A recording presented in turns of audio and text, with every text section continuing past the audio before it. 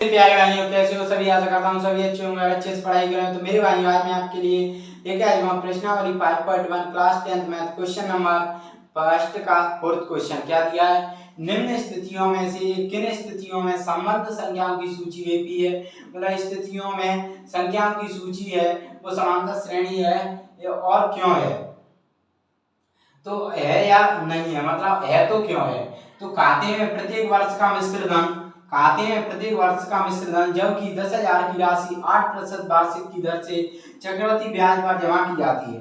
अब आपको मैं बताऊं मूलधन क्या होता है। मान के चलिए मैंने 10,000 रुपए आपको उधार दिए, ठीक है, 10,000 का मैंने उधार दिए और उसमें से 8% उसका ब्याज लिया मैंने एक साल का, तो अब ब्याज लिया तो 800 रुपए ब्याज हो गया। अब जब इन ब्याज और मूलधन 10,000 को मिलाऊंगा तो कितना होगा? 10,800। इसको कहते हैं मिश्र धन। और फिर क्या? चक्रवृद्धि ब्याज। तो चक्रवृद्धि ब्याज क्या होता है? चक्रवृद्धि ब्याज होता है, मतलब चक्रवृद्धि ब्याज होगा। अब ऐसे अगर ब्याज ही होता नॉर्मल तो ब्याज लगता फिर दूसरी साल में 10,000 के ऊपर ही, लेकिन चक्रवृद्धि ब्याज क्या होता है? ब्याज पर ब्याज लगता है। तो अब जब ये 2,800 मूलधन और ब्याज मिलकर आया है, इस पर ब्याज लगेगा, ठीक है। तो मतलब ब्याज पहले से लग रहा है 800 10,000 में, अब इस पर ब्याज लगेगा 10,800 पे 8%, 8/100। तो ये ऐसे तो लगेगा तो कितना आ जाएगा? ये 664। तो 11,664, मतलब ब्याज पर ब्याज लग रहा है ना। चक्रवृद्धि ब्याज की खासियत होती है ये ब्याज पर ब्याज लगता है, ठीक है। तो ये आपको समझ में आ गया होगा। अब क्या सॉल्व करें? पहले इससे पहले पार्ट में मैंने इसको अलग तरीके से सॉल्व करना सिखाया, मतलब बिना फॉर्मूले के सॉल्व करना सिखाया। अब हम फॉर्मूले के जरिए सीखेंगे इसको सॉल्व करना। तो पहले वीडियो को देखना, पार्ट 1 को मैं उसमें डिस्क्रिप्शन में लिंक दे दूंगा। तो अब दूसरे तरीके से देखते हैं, मतलब फॉर्मूले के तरीके से आपको आसान लगे उससे आप कर लेना। तो हल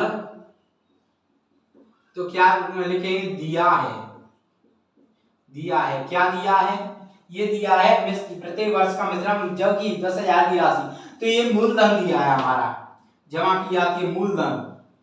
मूलधन जमा किया जाता है, कितना मूलधन? 10,000। ये दर दी है 8% वार्षिक दर, ठीक है, 8% एक साल की 8% दर। अब फिर क्या दिया है? टाइम प्रत्येक वर्ष कह रहा है, तो पहले वर्ष के लिए निकालें। तो पहले वर्ष के लिए टाइम 1 वर्ष, क्योंकि हमें सूची बनानी है। तो क्या है? 3-4 साल के निकाले थे, 3-4 पद चाहिए। उसमें से हम देखेंगे संख्याई सूची में से कि दोनों पदों के बीच का अंतर सेम है या नहीं। सेम होगा तो समांतर श्रेणी है। तो एक के लिए तो फॉर्मूला चक्रवृद्धि ब्याज के लिए फॉर्मूला क्या होगा? मिश्र धन का लिख लो, चक्रवृद्धि ब्याज पर जमा किया जाती है। चक्रवृद्धि ब्याज के लिए सूत्र क्या होगा? मिश्र धन। मिश्र धन क्या होगा?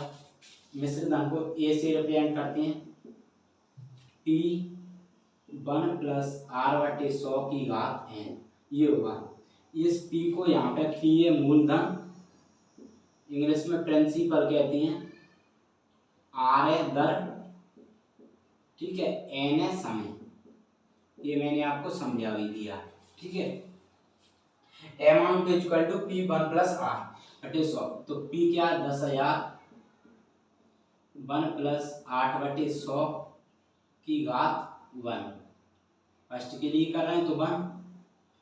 अब क्या है? इधर ले लेते हैं, देखने में दिक्कत आई तो इसे सॉल्व करेंगे। तो 10,000, ये यहाँ से कुछ नहीं तो एक मांगे तो यहाँ से एलसीएम लेंगे इसका। तो 100 एलसीएम आ रहा है, देखो। तो 100 + 8 हो जाएगा, ये 100 + 8 की घात 1 है, तो 1।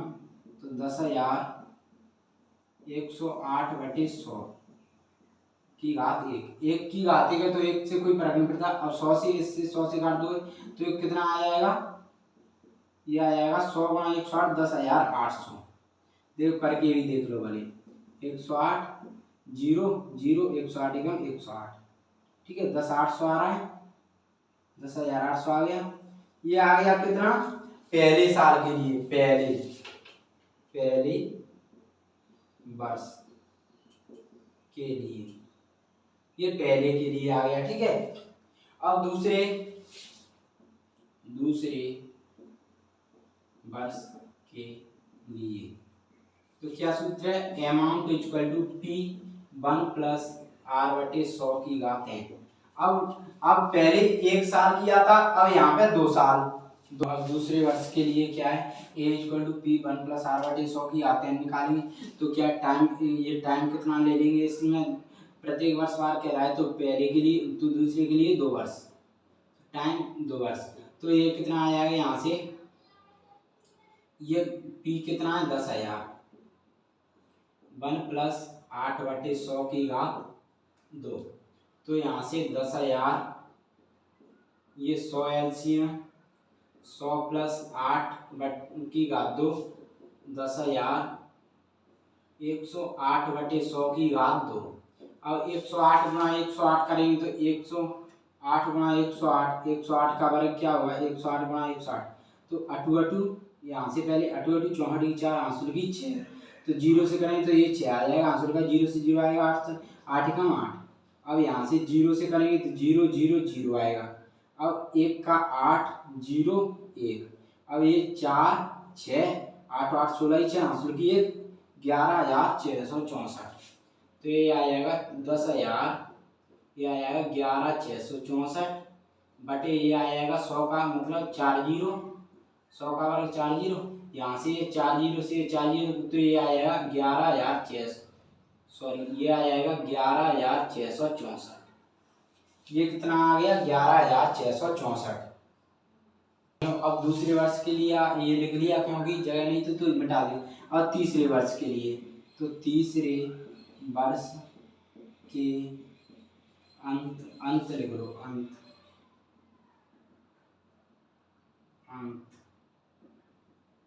प्रत्येक वर्ष कह रहा है तो हर एक वर्ष के बाद अंत के लिए मिश्र दाम।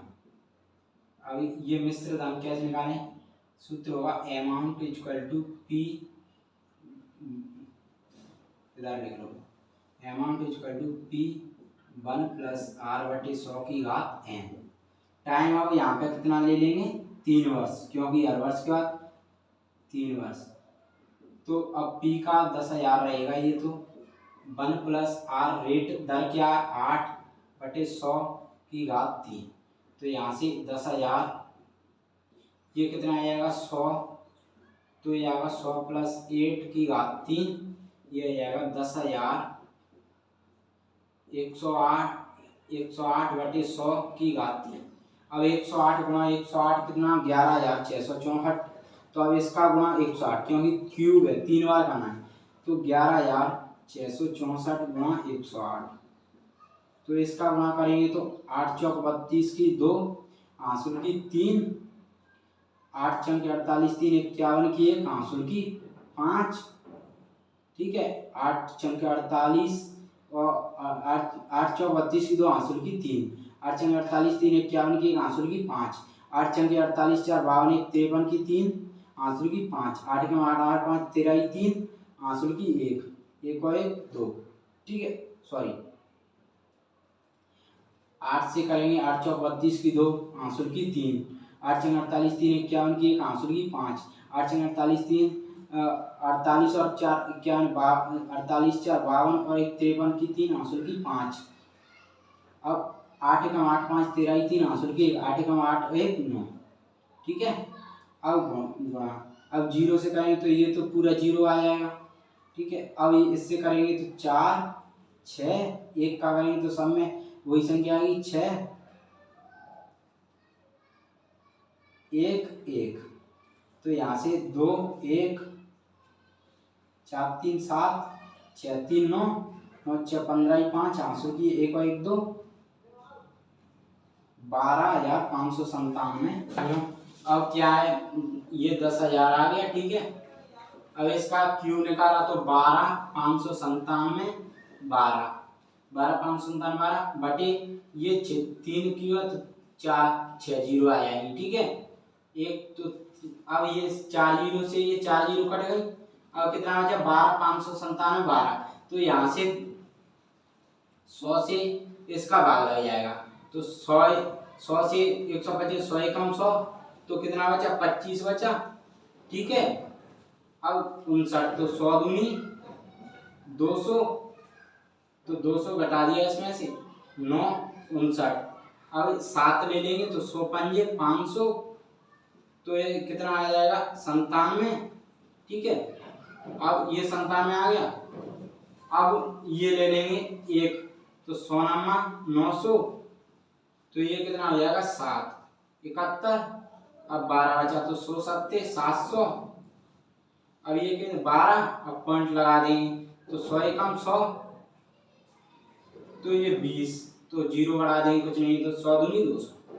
तो ये आ जाएगा 12,597, 12,597.12। ये आ गया हमारा 3 वर्ष के लिए। 3 वर्ष के लिए चक्रवृद्धि ब्याज पर जमा करने के लिए मिश्र धन। तो ये तीनों साल के लिए, और हमें जरूरत नहीं है ज्यादा के लिए, क्योंकि 3-4 पद से हमें पता चलेगा, क्योंकि समांतर श्रेणी होती है, 2 पदों के बीच का अंतर सेम रहे, तो इनसे अब पता लग जाएगा। ठीक है, लगा दो डॉट डॉट डॉट डॉट का मतलब होता है आगे, और डॉट डॉट का मतलब होता है ऐसे दी होती है, तो ये परिमित समांतर श्रेणी बोलते हैं।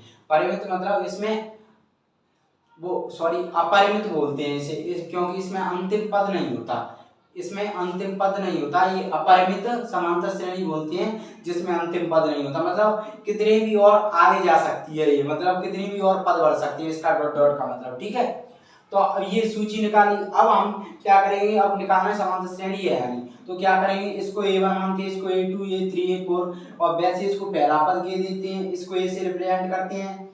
अब क्या करेंगे? इसके लिए हम कहते हैं 2 पदों के बीच का अंतर सेम होना चाहिए, ऐसा निकालते हैं। तो सेकंड में से हमेशा फर्स्ट पद घटाते हैं समांतर श्रेणी निकालने के लिए। सेकंड में से फर्स्ट, इसमें से फर्स्ट पद, इसका फर्स्ट पद, तो निकाले आया। तो इसको क्या निकालते हैं सेकंड में? तो A2 माइनस A1, तो 10,800 माइनस 10,000, तो ये कितना आ जाएगा? 800। अब ऐसे A3 माइनस A2, तो A3 क्या है? 11,664 माइनस 10,800, तो ये कितना बच जाएगा? 11,664 में से 10,800 घटाओगे 4, 6, 16 में से 8, 864। अब क्या है? A4 माइनस A3, A4 क्या है? 125 97.12 माइनस 11,664, तो इसमें से ये घटाओगे 12,597.12 11,664.00 लगा दो, कुछ नहीं है, तो 2, 1, 7 में से 4 गया 3, 9 में से 6 3, और 15 में से 6 एक आंसू ले लेंगे इधर से, तो 9, ये 1 बचेगा, 1 में 0, तो ये आ जाएगा 933.12। अब मेरे भाइयों इतने पद निकाली। अब देखो समांतर श्रेणी होती है, 2 पदों के बीच का अंतर सेम रहे। अब इसमें सेम है क्या? और उस अंतर को क्या देते हैं? सारवांतर। तो सारवांतर यानी तीनों पदों के बीच का अंतर सेम नहीं है, सेम नहीं है ना, तो ये क्या है? समांतर श्रेणी नहीं होगी। तब लिख देंगे तब लिख देंगे नहीं,